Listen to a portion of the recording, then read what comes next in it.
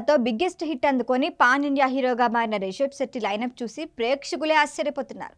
వరుసగా 5 సినిమాలు crazy projects కావడంతో పాటు అన్ని మైథలాజికల్ బ్యాక్డ్రాప్ కావటం ఇంట్రెస్టింగ్. ఏంటి ఆ సినిమాలు, ఎప్పుడెప్పుడు వస్తున్నాయి?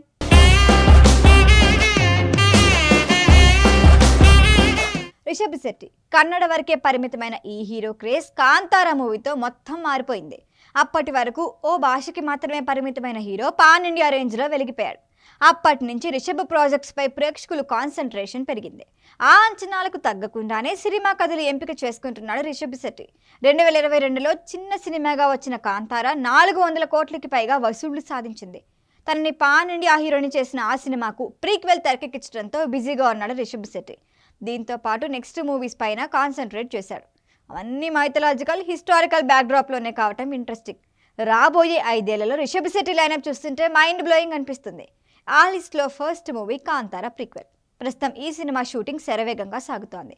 హోమ్ బాలే ఫిల్మ్స్ బ్యానర్ పై విజయ్ కిరణ్ దగుర్ నిర్మిస్తున్న ఈ సినిమాలో నటిస్తూ దర్శకత్వ బాధ్యతలు కూడా తీసుకున్నారు రిషబ్ శెట్టి.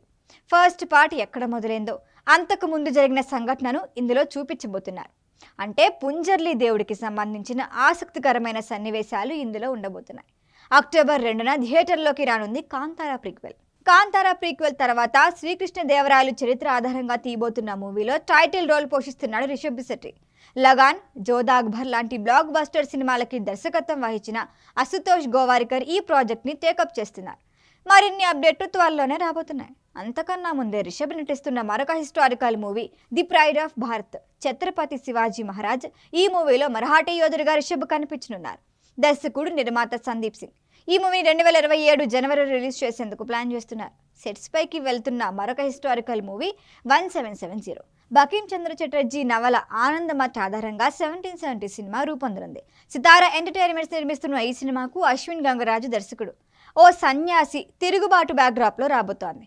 ఇక టాలీవుడ్లో చిన్న సినిమాగా వచ్చి పాన్ ఇండియా మార్కెట్లో సత్తా చాటిన హనుమాన్కు సీక్వెల్గా వస్తోంది జై హనుమాన్.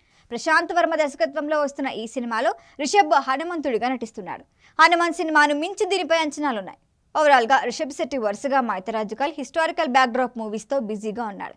కాంతారా తర్వాత ఈ 5 సినిమాలు ఒకదాన్ని మించి మరొకటి సక్సెస్ అవుతుందనే అంచనాలు ఉన్నాయి. ఈ వీడియో కనుక మీకు నచ్చినట్టయితే లైక్ చేయండి, షేర్ చేయండి, సబ్స్క్రైబ్ చేయండి. అలాగే పక్కనే ఉన్న బెల్ ఐకాన్ని క్లిక్ చేయండి.